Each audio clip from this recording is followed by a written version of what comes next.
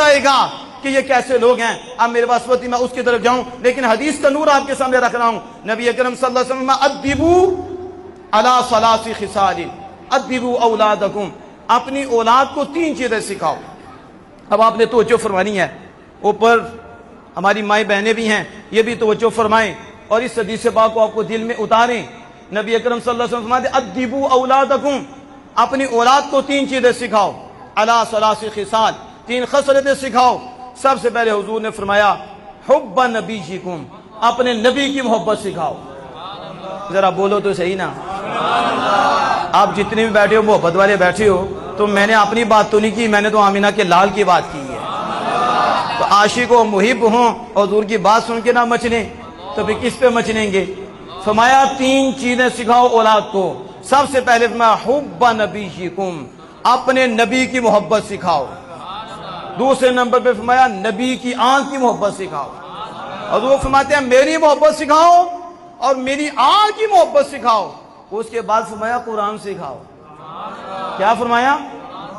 دیکھو ہمارا سب سے پہلے جو زور ہوتا ہے وہ محبت مصطفیٰ پہ ہوتا ہے. کس پہ؟ حضور فرماتے ہیں محبت سکھاؤ، کیونکہ اگر محبت نہ ہوئی تو قرآن کا نور ہی نہیں آنا، فطور ہی ہوگا.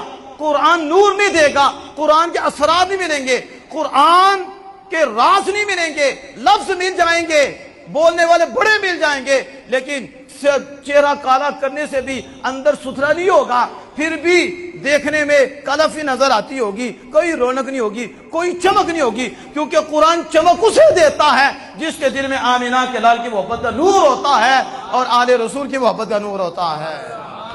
اس لیے سب سے پہلے حضور نے فرمایا اولاد کو محبت مصطفیٰ سکھاؤ. آج کہتے ہیں ہم نے بچہ ہی پڑھانا ہے، ہم نے نماز ہی پڑھنی ہے. ہم نے کہا نماز پڑھنی ہے، میرے آقا فرما رہے ہیں پہلے محبت سکھاؤ اور نماز بھی اس کے پیچھے پڑھنی ہے جس کے دل میں رسول اللہ کا پیار ہے، جس کے دل میں رسول اللہ کا ادب اور احترام ہے. حب نبیکم، اپنے نبی کی محبت سکھاؤ، اپنی اور میری آل کی محبت سکھاؤ. اور پھر فرمایا قرآن سکھاؤ. کیا؟ اس لیے میں نے کہا حضور کی شان کو جو ماننے والا ہے، حضور کا ادب کرنے والا ہے، وہی قرآن کی عظمت کو بیان کر سکتا ہے.